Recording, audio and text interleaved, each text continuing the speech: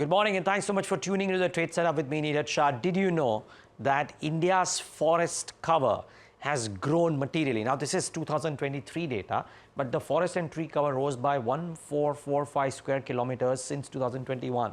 So, over 2 years, it reached 25.17% of the total geographical area of the country. We are waiting 2024 data. I'm hopeful that this number would have increased even more, but amidst all this gloom and doom around the pollution levels and air quality, etc., this was a heartening sign, so I thought I should bring it to you.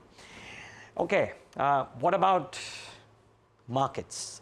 Futures down. Remember, the US markets, a clutch of markets were shut. We were the only ones amongst very few which were open, really. But the futures are tepid, really. Nothing too dramatic happening there. In terms of markets that might be operational, again, mixed cues. And our markets also, I mean, while the expectation was of a downward bias, there was a bit of a pickup in trade yesterday for sure, and therefore was interesting. But for now, we kind of flattish in the session, so nothing too dramatic expected on open.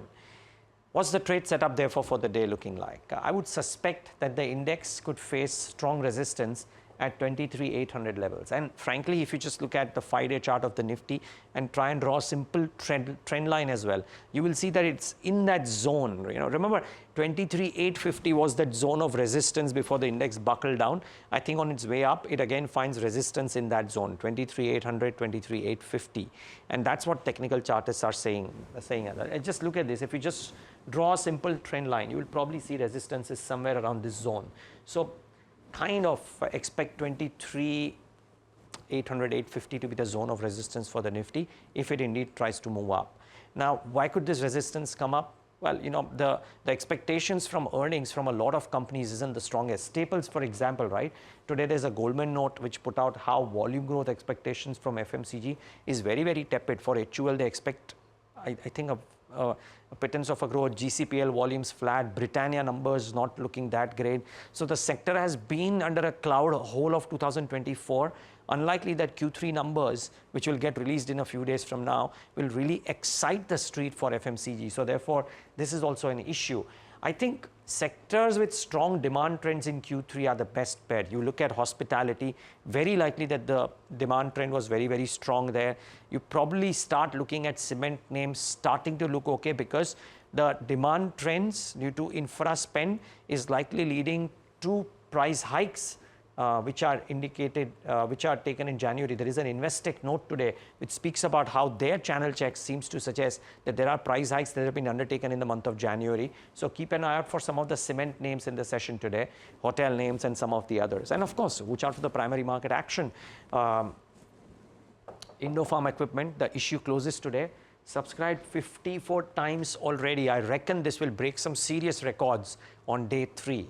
Remember, while DAM, etc., came off from the highs, but it's still doing well, so reasonably okay. If you had subscribed, you'd be doing okay. Unimec for the last 2 days is not done too badly. This one could very likely also break some key records. So if you are subscribing for the pop, this might not be a bad idea as well. Keep that in mind. Okay, stocks to watch.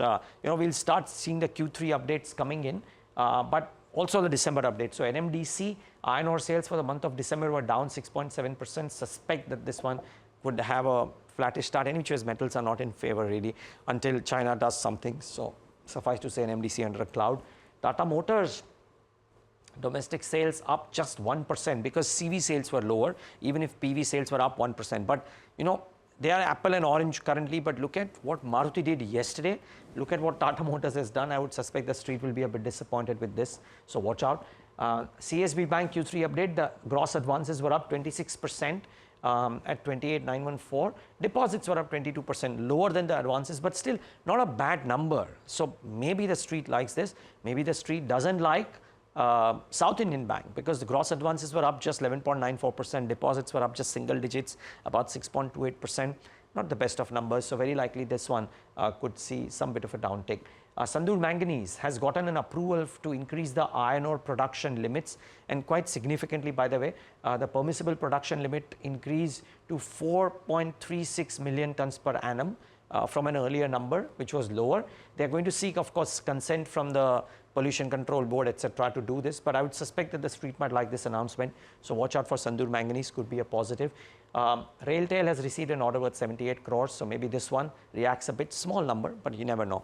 I think ITC should be in focus because the last 2 days to buy ITC for the hotel business demerged eligibility. Remember, if you buy it today and tomorrow, then your name will be in the record books on the 6th, which is the record date.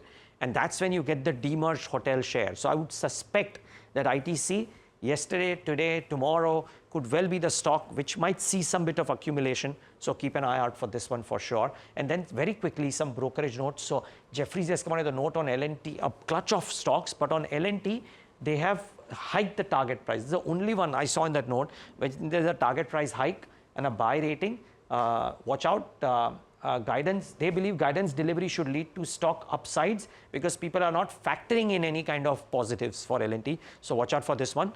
And watch out for Bajaj Finance. City's come with a note, a buy rating, target 8150. They open a 90-day positive catalyst watch because they believe the results will be positive. So watch out for Bajaj Finance. Similarly for Kotak Bank, it's a positive note. So keep an eye out for that one as well. Upgrade to a buy rating. Again, open a 90-day positive catalyst watch. They, of course, believe that, lifting of regulatory restrictions is the key, but keep an eye out for this one as well. Thanks so much for tuning into the Trade Setup. Have a great day ahead.